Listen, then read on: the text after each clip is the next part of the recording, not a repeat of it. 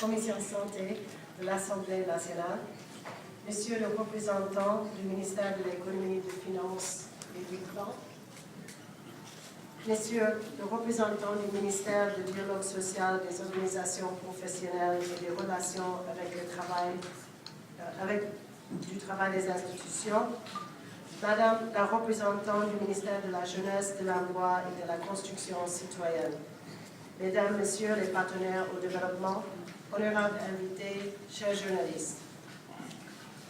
C'est avec un plaisir renouvelé que je prends part à cette rencontre de restitution des résultats de l'étude sur le travail domestique au Sénégal, 30% du PIB à valoriser. Permettez-moi de remercier toutes les personnes qui ont bien voulu prendre part à cette rencontre.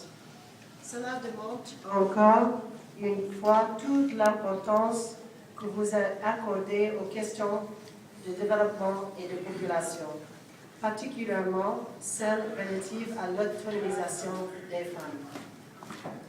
Cette session de partage revêt une grande importance pour le Fonds des Nations Unies pour la population. Elle concrétise le cadre de partenariat noué il y a un an entre l'Université de Thiès et l'UNFPA dans les domaines de l'analyse, la recherche et l'animation scientifique sur les questions de population. L'excellent travail réalisé par le Centre de recherche en économie et finances appliquées de l'Université, autrement dit CREFAT, sous la conduite de Dr Latif Drameni et l'équipe de recherche composée de El Hadji Alioune Camara, Léa Sermon, Jennifer Sakou, Alia Ramé et remarquable à bien d'égard. Mesdames, Messieurs, l'étude dont les résultats nous sont présentés ce matin met à la disposition des décideurs des analyses approfondies sur la contribution des femmes dans l'économie nationale. Comme vous le savez, la moitié de la population du Sénégal est constituée des femmes. Toutefois, seule une femme sur trois est active dans le secteur formel. Le chômage touche plus les femmes, 40%, que les hommes, à 18%. La répartition des rôles dans les ménages fait que les tâches domestiques sont traditionnellement dévouées aux femmes. La cuisine, l'entretien des familles, la lessive, pour ne citer que ces tâches, consomment énormément de leur temps et mobilisent toute leur énergie. Ces travaux ne sont malheureusement pas encore estimés à leur juste valeur et ne sont pas calculés dans les comptes nationaux. En effet, le travail domestique, bien qu'elle accapare la majeure partie du temps des femmes, n'est pas considéré comme une activité économique quantifiable. L'étude du CREFAT vient réparer cette injustice. En effet, sur le chemin de la promotion de l'égalité des sexes et de l'autonomisation des femmes, pouvons-nous continuer à ignorer la contribution du travail domestique estimé d'après cette étude à 30% du produit intérieur brut?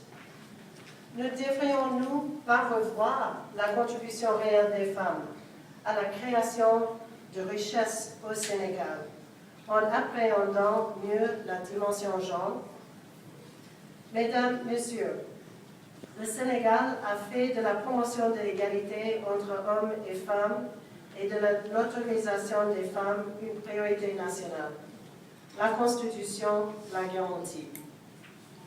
La stratégie nationale de l'égalité et l'équité du genre, SNEG, opérationnalise cette volonté politique et tente de l'intégrer dans les plans de développement. L'étude du CREFAT permettra certainement de prendre davantage en compte la contribution des femmes dans l'économie et dans la mise en œuvre du plan du Sénégal émergent. Mesdames, Messieurs, la rencontre de ce jour se tient à la veille de la célébration de la Journée internationale de la femme, le 8 mars, sur le thème « Autonomisation des femmes, autonomisation de l'humanité, imaginez. Le CREFAC a imaginé et produit une étude qui fera date et qui va donner plus de sens au mot galvaudé et souvent teinté de condescendance ou de mépris ménagère, femme au foyer.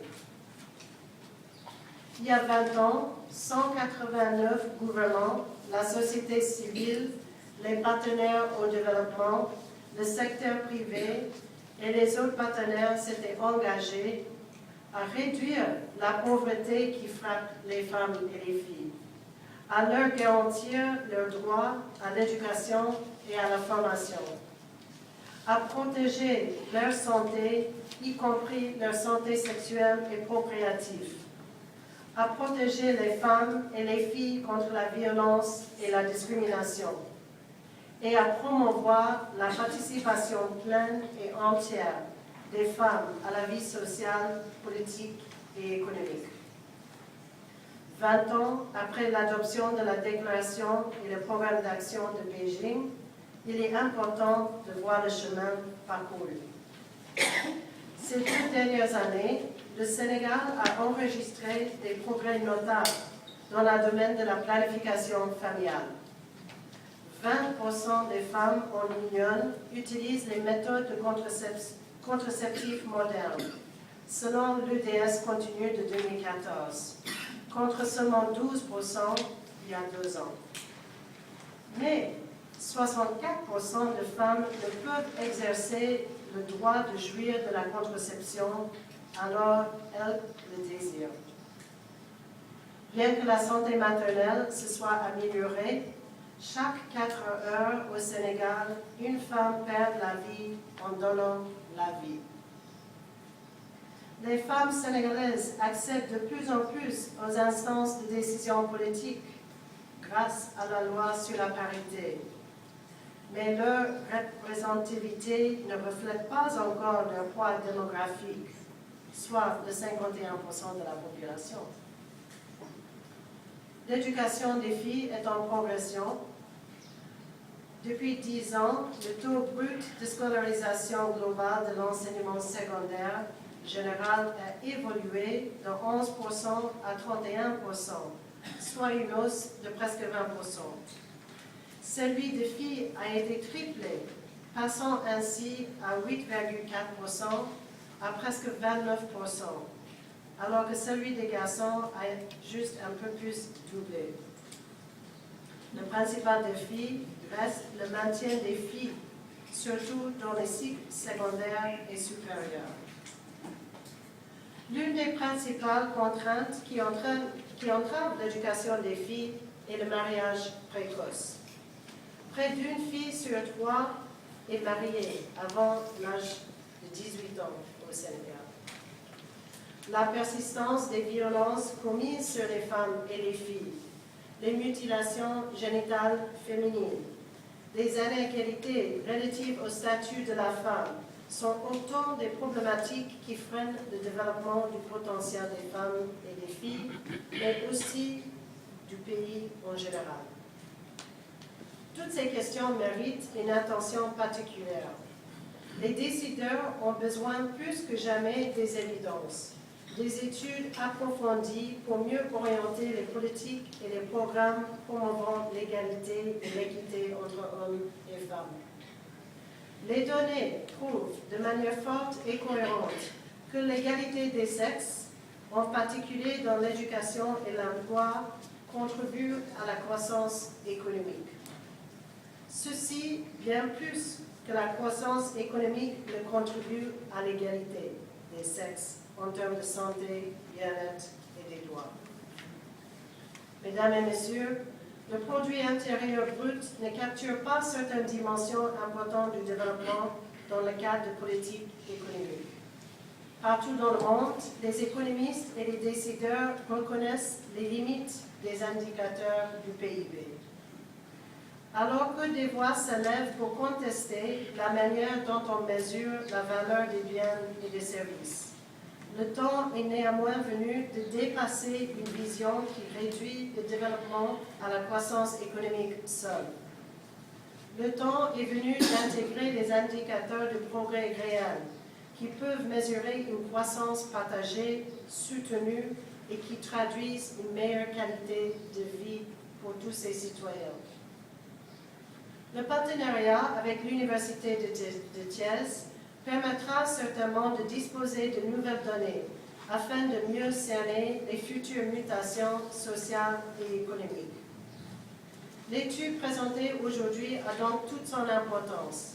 C'est une étape vers l'exploitation du plein potentiel de l'économie sénégalaise. C'est une contribution à la conception d'un Sénégal émergent, où chaque homme et chaque femme aura les mêmes chances de participer au développement.